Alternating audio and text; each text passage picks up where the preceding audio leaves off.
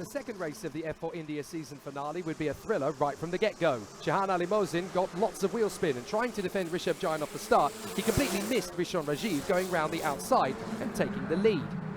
It would be a fast recovery from Shahan Ali Mohsin, making the move into turn 2, but it would damage his front wing, as Norris Kapoor and Jack Taylor would have an incident on the first lap.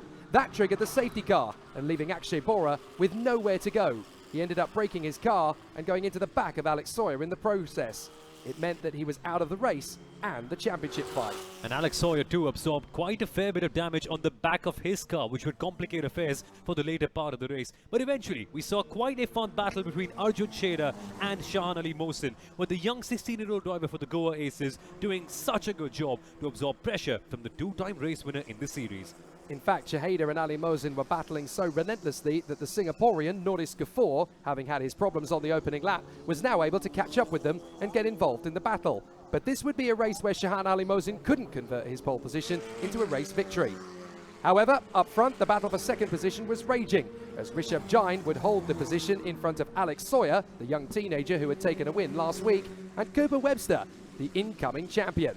But he was going to have a mother of all difficulties trying to get past the young Vietnamese racer.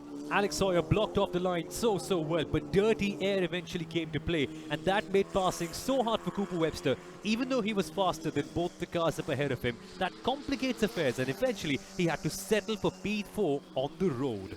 With Akshay Bora out of the race, Shahan Ali Mohsin down in P7, and Rishon Rajeev out in front, Cooper Webster didn't really have to put any pressure on himself or his opponents. Fourth position was going to be more than enough to become champion. So, he did everything he could to put pressure on Alex Sawyer in the hope that the mistake would come. It never did, and Alex Sawyer would hang on to third behind Rishabh Jain.